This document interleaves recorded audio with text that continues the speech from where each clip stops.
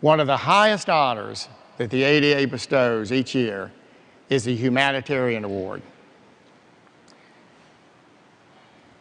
It's my special honor to introduce this year's recipient, my good friend, Dr. Terry Dickinson from the Commonwealth of Virginia.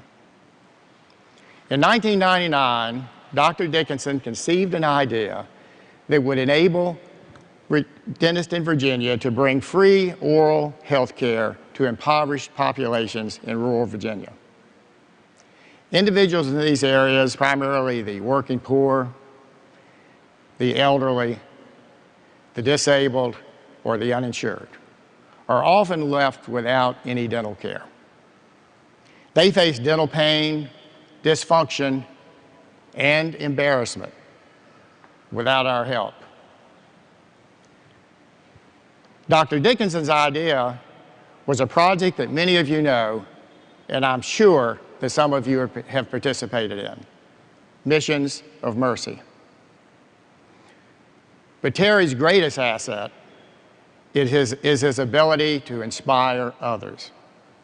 His enthusiasm and professionalism are contagious and have inspired many others to embrace similar philanthropic activities. Ladies and gentlemen, please welcome our Humanitarian Award winner, Dr. Terry Dickinson.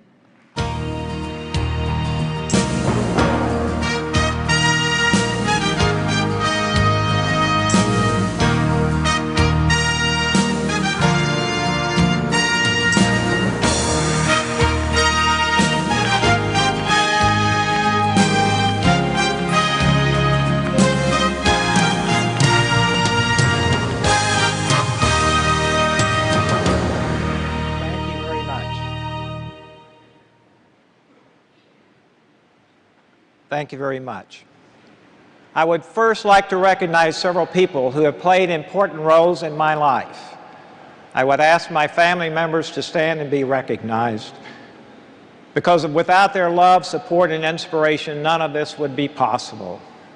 Thank you for traveling from California, Blake, Kim, Grant, and Meredith, Houston, Kevin, and Richmond, Dave, Leah, Lola, and Oliver to be a part of this. Thank you.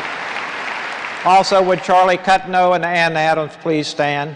Charlie was my first president, and between he and Bud Zimmer, without their belief in me, none of this would have been possible.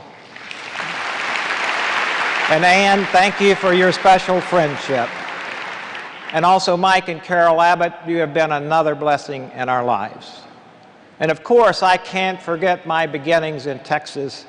Thank you, Sam Rogers, in particular, for seeing in me the promise and potential for giving something back to this great profession that we call dentistry. When I first received the call from Ron Tankersley informing me of this most undeserved honor, my first thought was, don't do this to me. There is no way that I can live up to that. Then I thought, well, it's really not about me. It's really all about you that are here today, that have served someone in need and touched someone in a special way.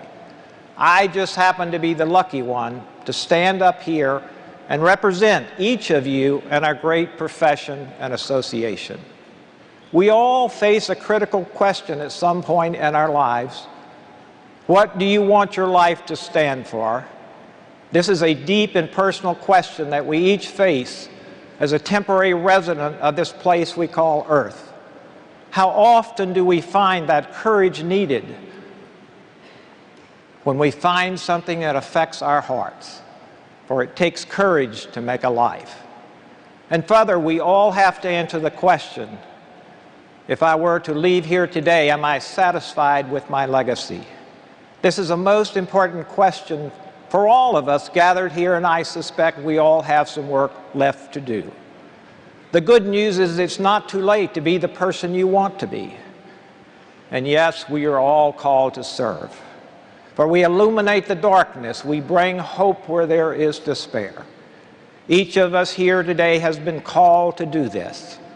This service that we share as our gift expands the breadth and depth of each of our own lives. That's what makes life worthwhile. We give this great gift we have, yet what we receive in return is incalculable. This is the true joy of life, to live for this higher purpose, to be a force of healing and comfort. This is your destiny, for it's people like you who make our ADA great, who make our country great, and bring the hope we so desire and need.